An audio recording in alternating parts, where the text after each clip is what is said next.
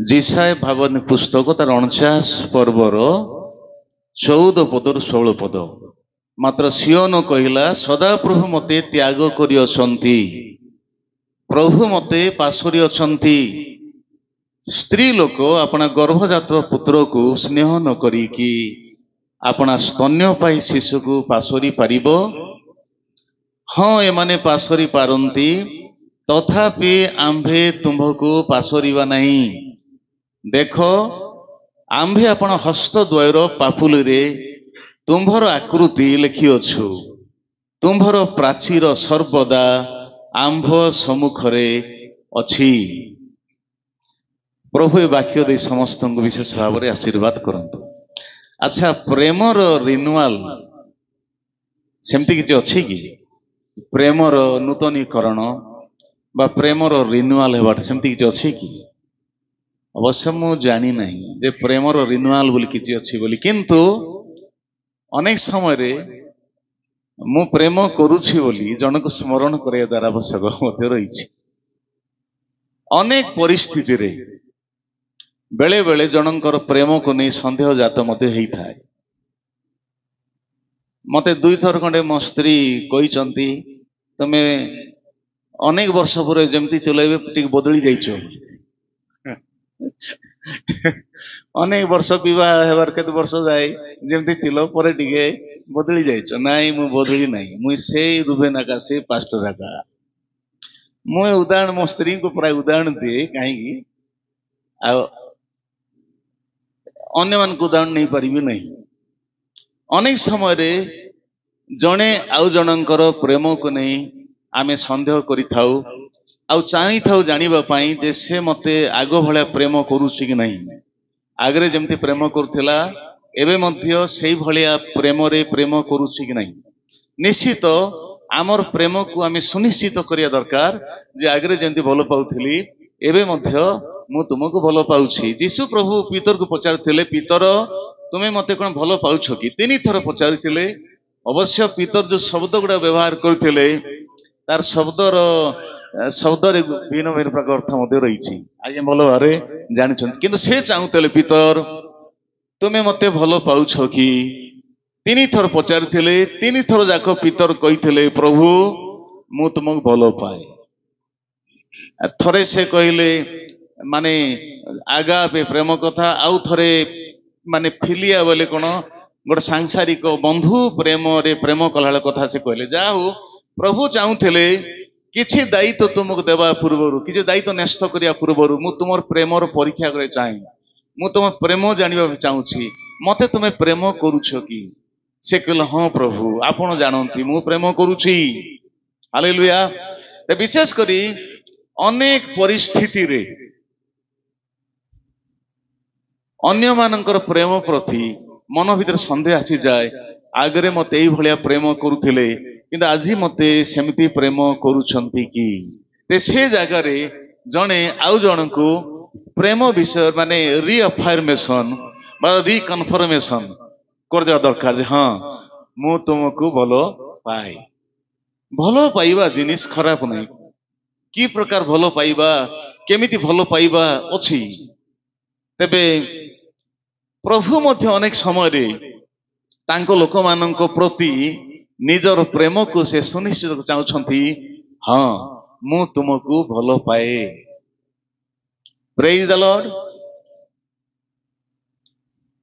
विशेष करी परमेश्वर अब्राहम को पुणे तांगर वंशधर माननको से बाछि थिले आदि 12 अध्याय 15 अध्याय 17 अध्याय आपण पाई परिबे अब्राहम को बाछि थिले अब्राहम को वंशधर मान प्रभु बाछि थिले आउ मो पद देखैबे नहीं जने आउ जने प्रभु दास अछंती से वाक्य कहिबे आपण माने घरे पढिबे द्वितीय विवरण तार 7:6 ରୁ 11 पढी परिबे लेखा हैला जे पृथ्वीर अन्य मानक ठारू तुमे स्वतंत्र प्रकार लोक थिबारु नहीं कि तुमे संख्या अधिक थिबारु नहीं मात्र प्रभु तुमको प्रेम करि बाछि छंती बेला भाबू हमर खानदान को देखि प्रभु हमको बाचले कि मोर भलो गुण कि मोर योग्यता कि मोर उत्तम धर्म कर्म पाई प्रभु बाछि देले मोर भितरे भलो गुण नथले प्रभु बाछि नथांते एमती आमे भाबी थाओ किंतु नाही प्रभु कहउचंती जे तुमे संख्या रे बेसी थिबारु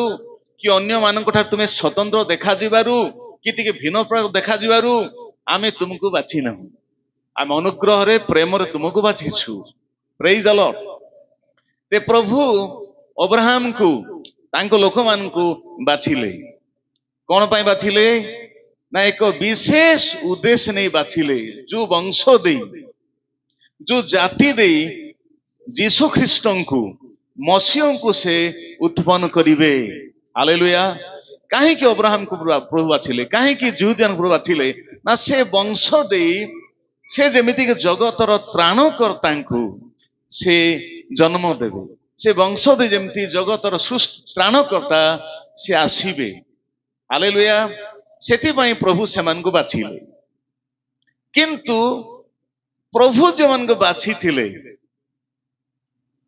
जेमान को प्रभु निजर करथिले ए माने बेले बेले प्रभु को विरुद्ध रे आ विभिन्न प्रकार पाप कर्म से माने करिसंती अनेक प्रकार पाप रे लिप्त रहउतिले ते प्रभु एमान को बाछि छी बोली से मान को छाड़ी देउ नथे तांको पई छाड़ नथिला से कोन करथिले ना असुरिय मान को पठाउथिले बाबिलोनी मान को पठाउथिले ए मान को शासन बाड़ी भावरे निज लोक मान को ऊपर व्यवहार करी ए मान को शास्ति देउथिले हम जानिछु माने से जो दक्षिण इस्राएल को माने दक्षिण देश को इस्राएल को आउथिला असुरिय मान को पठाई करी प्रभु सान शास्ति देले नहीं कि आउ मध्य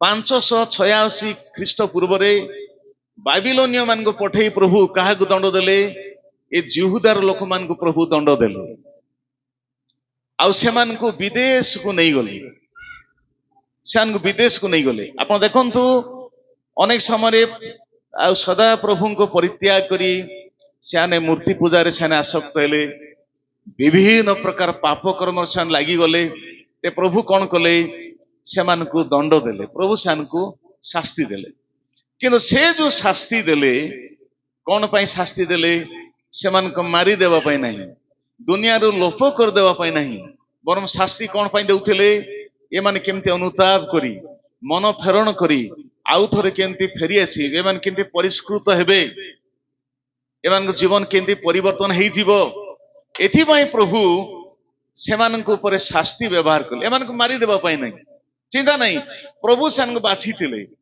सेमान को भाई प्रभुंकर गोटे महान योजना थिला तथापि जेतले पाप करूथिले प्रभु सेमान को छाड़ी देउ नथिले तुमे तो मोर लोक माने पाप कले भी चलिबो तुमर पाप मुई धरिबि नै सेटा प्रभु कहू नथिले बरम मोर लोक हेले मध्य मु तुमको बाछि थिले मध्य जदि मोर इच्छा विरुद्ध रे जाउछ ताले तुम पाई शास्तिर आवश्यक मात्र तुमको मारी देवा पाई नहीं तुमको मूलपोछ कर देवा पाई नहीं मात्र तुमको परिष्कार करिवा पाई तुमको फेरैबा पाई तुमको अनुतप्त हृदय देवा पाई प्रेज द लॉर्ड ते अनेक थर हम देखि पारुछु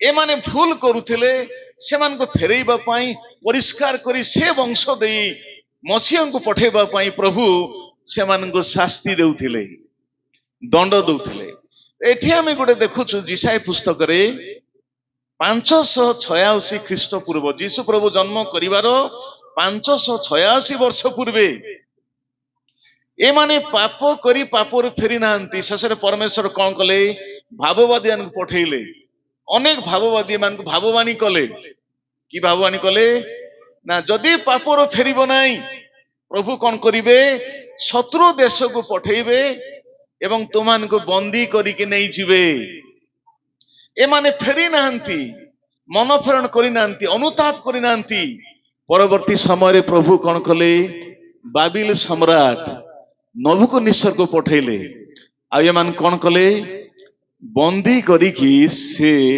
बाबिलोन को आज इराक से समय बाबिलोन को से नहीं गले आउ बाबिलोन रे केते वर्ष थिले बाबिलोन रे प्रभुंकर लोक माने निज देश न थाई बाबिलोन रे 70 वर्ष मान थिले 70 वर्ष भितरे से माने अन्य मान को दास दासी पाल्टी जाइचंती अन्य मानकर चाकर चाकरी नहीं जाइचंती बाबिलोन रे अल्प केते जन को छाड़ी देले ଦାନିଏଲ ଭଳିଆ କେତେ ଲୋକଙ୍କୁ ଛାଡ଼ିଦେଲେ ବାକି ସମୟ ଯେମିତି ମିଶର ଦେଶରେ ପ୍ରଭୁଙ୍କ ଲୋକ 430 ବର୍ଷ ଭିତରେ ସେମାନଙ୍କ ଦାସ ଦାସୀ ପାଲଟି ଗଲେ।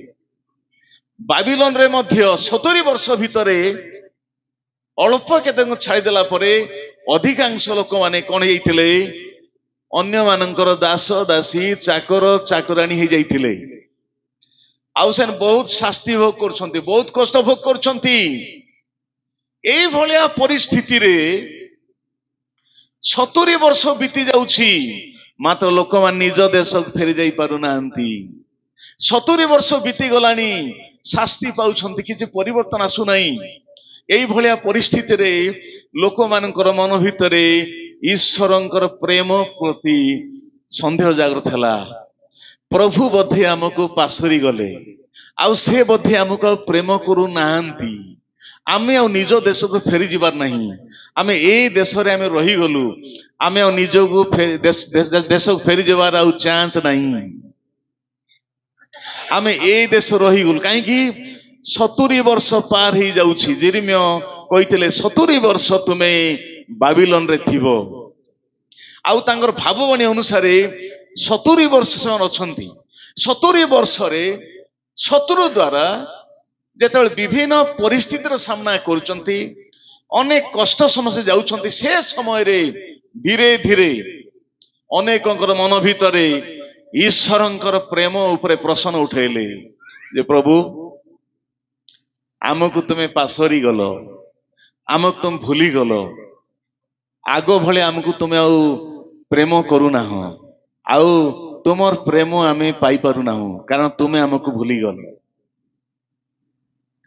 ଯେତେବେଳେ ପରିସ୍ଥିତି ଆସି ଯାଉଛି, ସମସ୍ୟା ଆସି ଯାଉଛି, ପ୍ରଭୁଙ୍କ ଲୋକମାନଙ୍କ ଭିତରେ ଗୋଟେ ପ୍ରକାର ରିଜେକ୍ସନ ଫିଲ୍ କରୁଛନ୍ତି ଯେ ପ୍ରଭୁ ଆମକୁ ବିଦେଶରେ ତୁମେ ପୁରା ଛାଡ଼ିଦେଲ, ଆମକୁ ପୁରା ପରିତ୍ୟାଗ କରିଦେଲ, ଆମକୁ ତୁମେ ଭୁଲିଗଲ ପ୍ରଭୁ, ଆଉ ତୁମର ପ୍ରେମ ଆମେ ଅନୁଭବ କରିପାରୁନାହୁଁ। ସେ କଥା ମୁଁ ପ୍ରଥମରେ କହିଲି। ଏଟା ଆମମାନଙ୍କ ପାରିବାରିକ ଜୀବନରେ ହଉ କି ସାମାଜିକ ଜୀବନରେ ହଉ କି ମାଣ୍ଡଳିକ ଜୀବନରେ ହଉ, ବେଳେ ବେଳେ ଆମେ ଅନେକଙ୍କର ମାନେ ପ୍ରେମ ଉପରେ ପ୍ରଶ୍ନ ଉଠେଇଥାଉ ଯେ ଏଇଭଳିଆ ପରିସ୍ଥିତିରେ ମତେ ଛାଡ଼ିଦେଲେ, ମତେ ଆଉ ପ୍ରେମ କରୁନାହାନ୍ତି, ମୋ କଥା ଭୁଲିଗଲେ, ମତେ ମାନେ ମନେ ପାଇବା ପାଇଁ ଦୁନିଆରେ କିଏ ବି ନାହିଁ, ମତେ ଆଉ କିଏ ମତେ ଭଲ ପାଇ ପାରୁନାହାନ୍ତି। ଏଇଟା ଅନେକଙ୍କ ଭିତରେ ସେମିତି ଧାରଣା ଆସିଥାଏ। ଅନେକ ସମୟରେ ହୁଏତ ସ୍ୱାମୀ ମାନେ ପଚାରି ପାରନ୍ତି ସ୍ତ୍ରୀ ମାନଙ୍କୁ ଯେ ଆଗରେ ଭଲ ଥିଲ, ପିଲା ଛୁଆ ହେଲା ପରେ ମତେ ଆଉ ଭଲ ପାଉନାହ। ସତ କି ନା? ଅନେକ ସମୟରେ ପିଲା ଛୁଆ ହେଇଗଲା ପରେ ଅନେକ ସମୟରେ କେତେଟା ଭଉଣୀ ମାନେ ଆଉ ସ୍ୱାମୀ ମାନଙ୍କ ପ୍ରତି ତାଙ୍କ ଯେତିକି ଧ୍ୟାନ ଥିବା କଥା ସେ ଧ୍ୟାନ ହଟେଇ ଦେଇକରି ପିଲାମାନଙ୍କୁ ବେଶୀ ନେଇଯାଆନ୍ତି। ସେତେବେଳେ ସ୍ୱାମୀ ମାନେ ଫିଲ୍ କରନ୍ତି ଯେ ପିଲା ଛୁଆ ହେଇଗଲା ପରେ ମୋ ସ୍ତ୍ରୀ ମତେ ଆଉ ଭଲ ପାଉ ନାହିଁ। ଏରା ପ୍ରକୃତ କଥା ମୁଁ କହୁଛି। ବେଳେ ବେଳେ ସ୍ତ୍ରୀ ମାନେ ମଧ୍ୟ ଦେଖିବେ ସ୍ୱାମୀ ବହୁତ ବିଜି ରହିଗଲେ, ପରିତ୍ୟକ୍ତ ଅନୁଭବ କରିବେ, ଆଉ କହିବେ ବୋଧେ ଏ ଆଗ ଭଳିଆ ଭଲ ପାଉନାହାନ୍ତି। ମାନେ ଜଣେ ପୃଥିବୀ ବିଖ୍ୟାତ ପ୍ରଭୁଙ୍କ ଦାସଙ୍କର ସ୍ତ୍ରୀ ତାଙ୍କର ସ୍ୱାମୀଙ୍କୁ ସେ ଡାଇଭର୍ସ ଦେବା ପାଇଁ ଇଚ୍ଛା କଲେ। ତାଙ୍କ ସାକ୍ଷାତକାର ପଚରା ହେଲା ଯେ ଆପଣଙ୍କର ସ୍ୱାମୀ ପୃଥିବୀ ବିଖ୍ୟାତ, ଆଶ୍ଚର୍ଯ୍ୟକର ଚମତ୍କାର କାର୍ଯ୍ୟ ହୁଏ, ମାତ୍ର ଆପଣ କେମିତି ଡାଇଭର୍ସ ଦଉଛନ୍ତି? ସେ କହିଲେ ମୋର ସ୍ୱାମୀ ମାନେ ବହୁତ ଭଲ, ବହୁତ ଭଲ, କିନ୍ତୁ ସେ ପ୍ରଭୁଙ୍କ ସେବାରେ ଏତେ ବ୍ୟସ୍ତ ଯେ ମୁଁ ବିବାହ କଲେ ମଧ୍ୟ ନ କଲା ଭଳିଆ ମୁଁ ଏକଲା ଅନୁଭବ କରୁଛି, ମୁଁ ତାଙ୍କର ଉପସ୍ଥିତି ମୁଁ ଫିଲ୍ କରିପାରୁ ନାହିଁ। ତାଙ୍କର ଅଭିଯୋଗ ଏଇଟା ଥିଲା ଯେ ସେ ଦୁନିଆ ଯାକ ପ୍ରଭୁଙ୍କ ସେବା ପାଇଁ ଯାଆନ୍ତି, ତାଙ୍କର ଉପସ୍ଥିତି ମୁଁ ଅନୁଭବ କରିପାରେ ନାହିଁ, ମୁଁ ଏକଲା ଅନୁଭବ କରୁଛି, ତେବେ ବିବାହ କଲେ ବି ନ କଲା ଭଳିଆ। ନାଇଁ କି?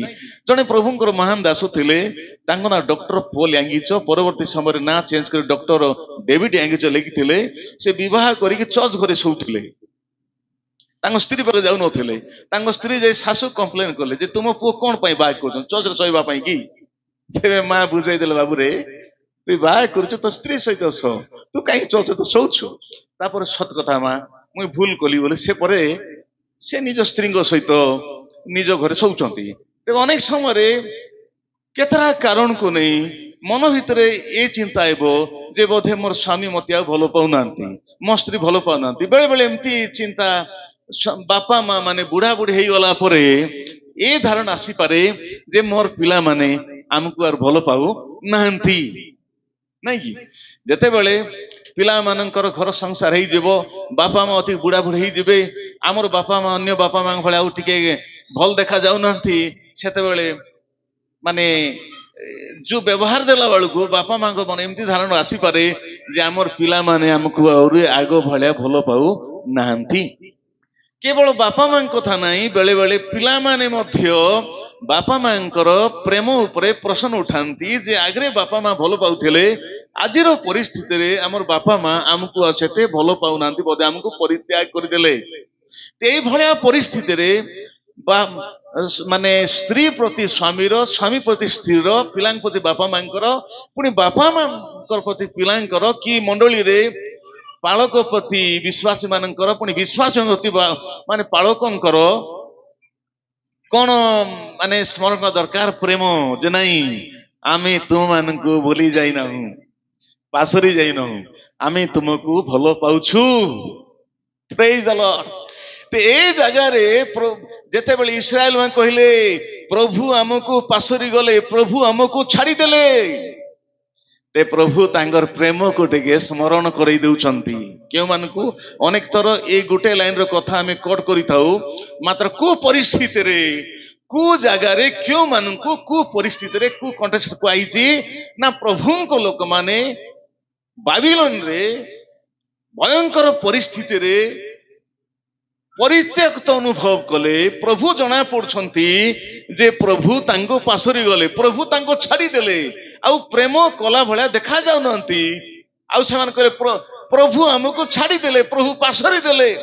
ते सेही भलिया परिस्थिति रे 14 लेखाला, मात्र सियोन कहिला सदा प्रभु मते त्याग करी अछंती।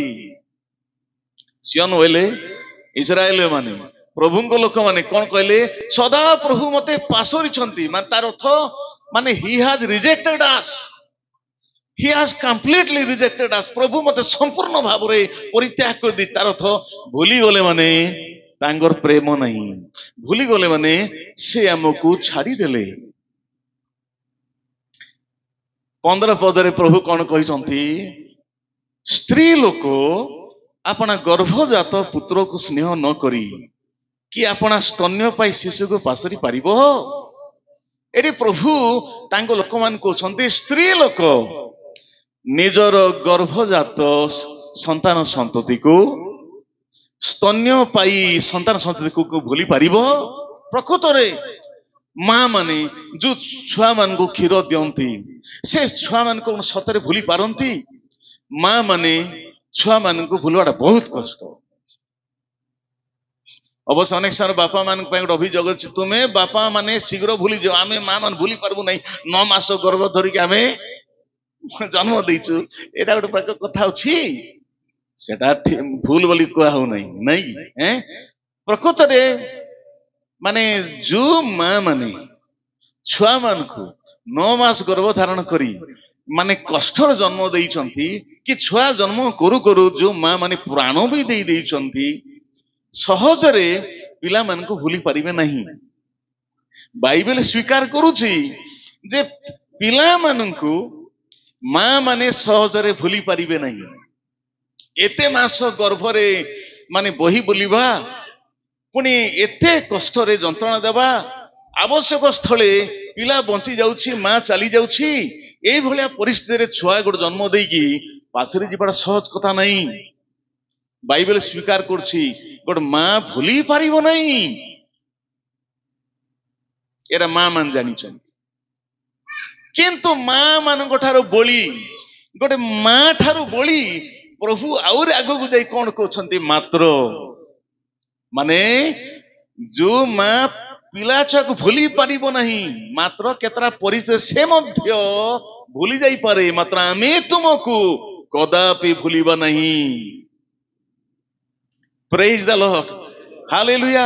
तार अर्थ मां मानक प्रेम को संदेह करिबो नहीं। बेले बेले मां माने मध्य अन्य पुरुष मानक पई स्वामी मान को छाड़ी देबा कथा आसी, पिला को छाड़ी देबा कथा मते आसुची। केतरा उदाहरण रचे, 4टा पिलार मां मध्य पिला मान छाड़ी भागी देबा कथा मते आमे सजरे सुनिछु। एटा माने नुआ कथा होइछ, पुराना कथा मध्य अछि। तेबे ए जगह रे ପ୍ରକୃତରେ ମା ମାନେ ପ୍ରକୃତ ମା ମାନେ ଯୋଉମାନଙ୍କର ପିଲାଙ୍କ ତ ପ୍ରେମ ଅଛି ସେ ଛାଡି ପାରିବେ ନାହିଁ। ମାତ୍ର ବେଳେ ବେଳେ ଏମିତିକା ମା ମାନେ ବି ଅଛନ୍ତି ଅନ୍ୟ କାର ପ୍ରେମରେ ପଡି ସ୍ୱାମୀକୁ ପିଲାଙ୍କୁ ଛାଡି ପଳେଇବାର ଉଦାହରଣ ଗୁଡାକ ମଧ୍ୟ ରହିଛି ନାଇଁ କି? ଏ ଜାଗାରେ ଦୁଗ୍ଧ ଜାତିର ମାତା ମଧ୍ୟ ପରିତ୍ୟାଗ କରିପାରେ। ମାତ୍ର ହେ ଇସ୍ରାଏଲ ଶୁଣ, ଆମେ ଆମ୍ଭେ ତୁମକୁ କଦାପି ପରିତ୍ୟାଗ କରିବା ନାହିଁ। ତାର ଅର୍ଥ ଆମେ ଯୋଉ ମା କେବେ ଛାଡି ପାରିବ ନାହିଁ ସେ ମା ମଧ୍ୟ ଛାଡି ଦେଇପାରେ, ମାତ୍ର ଆମେ କଦାପି ତୁମକୁ ଛାଡିବା ନାହିଁ, ଆମେ କଦାପି ତୁମକୁ ଆମେ ଭୁଲି ଯିବା ନାହିଁ। ତାର ଅର୍ଥ ତୁମ ପ୍ରତି ଆମର ପ୍ରେମ ଏତେ ସୁନିଶ୍ଚିତ ଯେ ତୁମର ସ୍ୱାମୀ ତୁମକୁ ଛାଡି ଦେଇପାରେ, ତୁମ ସ୍ତ୍ରୀ ତୁମକୁ ଛାଡି ଦେଇପାରେ, ତୁମର ପିଲା ତୁମକୁ ଛାଡି ଦେଇପାରନ୍ତି, ତୁମର ବାବା ମା ତୁମକୁ ଛାଡି ଦେଇପାରନ୍ତି, ମାତ୍ର ଆମେ କିନ୍ତୁ ତୁମକୁ କଦାପି ଛାଡିଦେବା ନାହିଁ। ଏଟା ପ୍ରେମର ରିଆଫାର୍ମେସନ ଏଟା। ହାଲେଲୁୟା।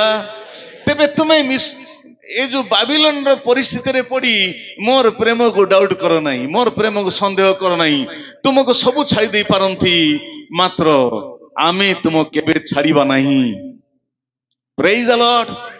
Hallelujah, hallelujah. କାହିଁକି ଛାଡିବ ନାହିଁ ପ୍ରଭୁ?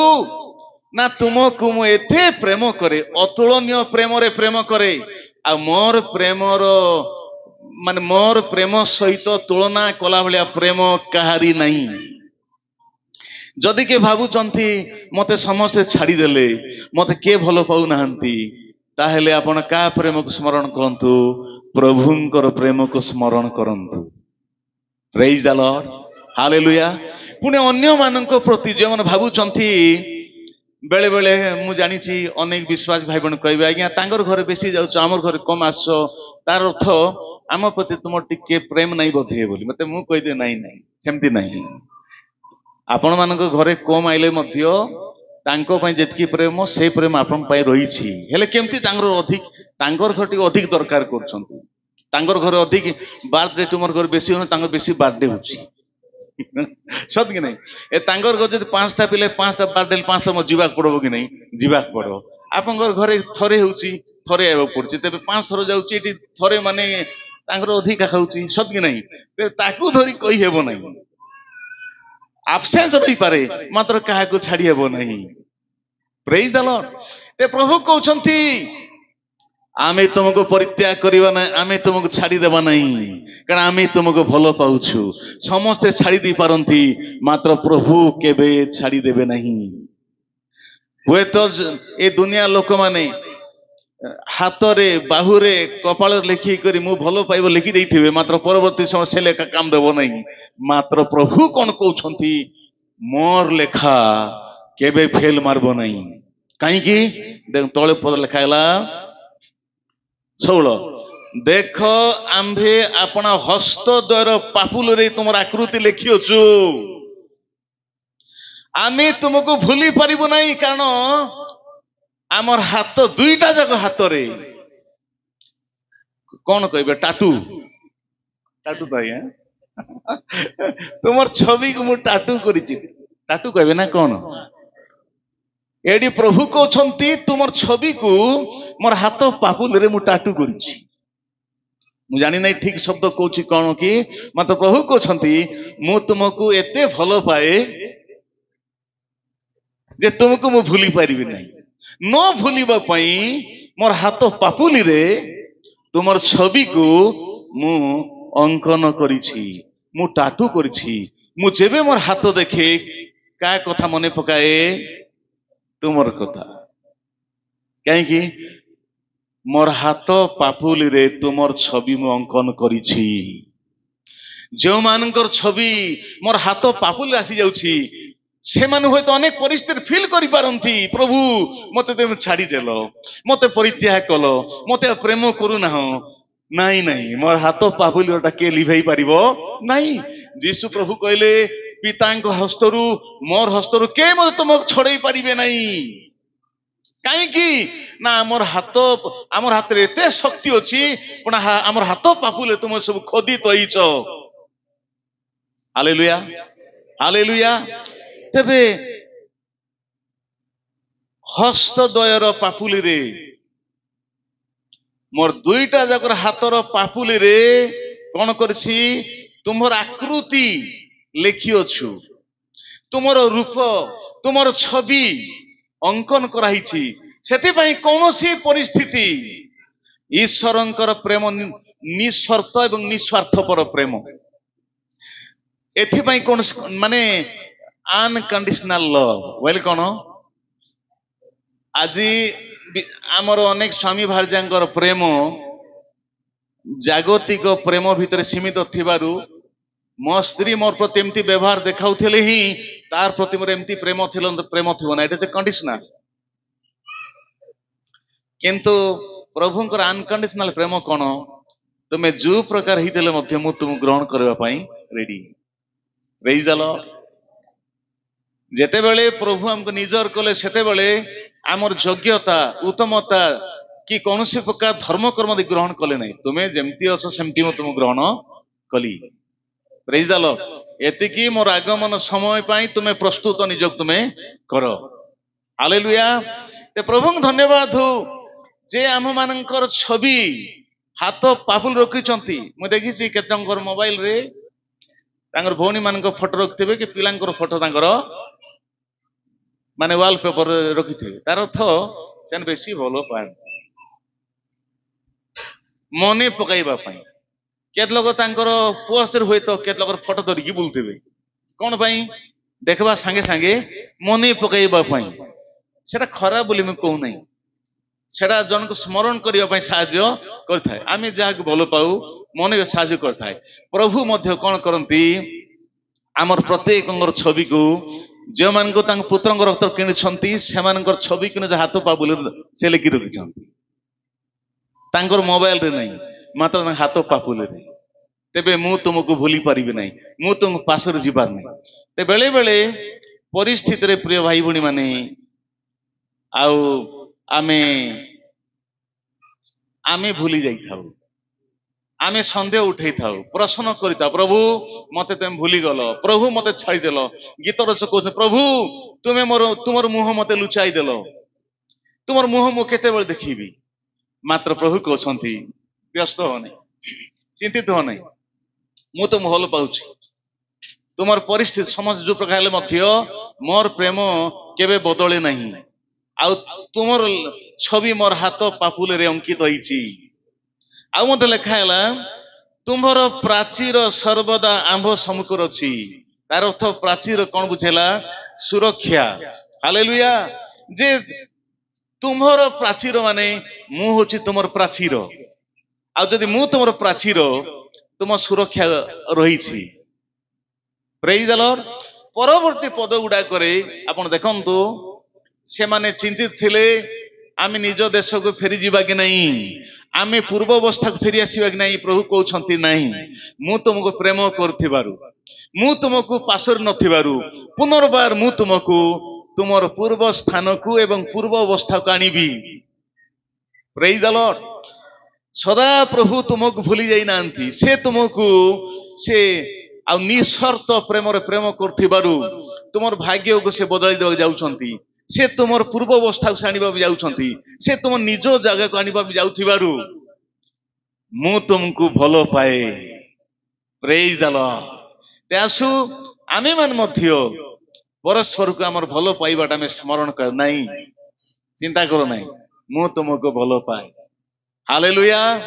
ଆମର ପିଲାମାନଙ୍କୁ କି ଆମ ସ୍ତ୍ରୀ ମାନଙ୍କୁ, ଆମର ସ୍ୱାମୀ ମାନଙ୍କୁ ଆମେ କହିପାରୁଆ, ଆମେ ଟେନସନ ନାହିଁ, ଆମେ ଭଲ ପାଉ, ତୁମକୁ ଭଲ ପାଉଛି।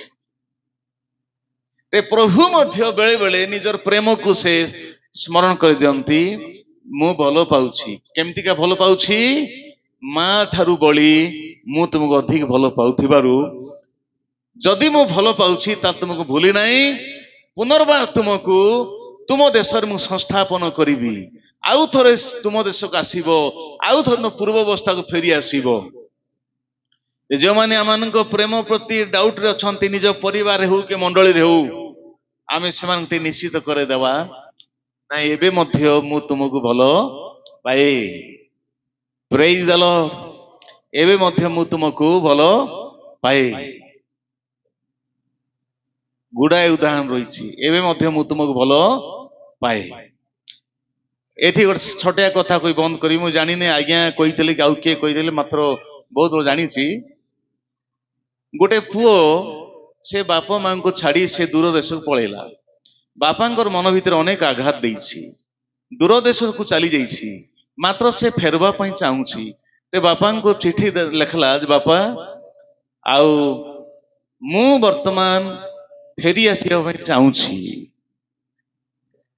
मात्र मु अमुक ट्रेन रे आम सहर दे अमुक ट्रेन जीवो आउ जदि मते तुमे भलो पाउछ मु तुमको अनेक आघात करिछि बापा आउ मु तुमर पुओ डका योग्य भी नहीं ए भले से करी कहला मु वर्तमान अमुक सहर को आम सहर दे अन्य सहर को मु चली जीवी आउ जदि मते तुमे भलो पाउछ ताहेले मु से जागर ओल्हेबी आ मु घर को आसीबी जदि मते भलो पाउन ताहेले मु आउ जीवन रे केबे मध्य तुम गति फेरी पारिबी नहीं ते मते भलो पाउछ के नहीं मते तुमे प्रमाण दियो ते बापा कौन कले बापुअर चिठी पढ़ी से गदगद ही गले लो झरी गला आउ जो ट्रेन से रास्ता दी जीव से रास्ता रे बड़ बड़ माने पताका भलिया करी लेखले बापा पुनर्बार चाहूची बापा तते भलो पाउची पुओ जदि तू फेरी आसीबू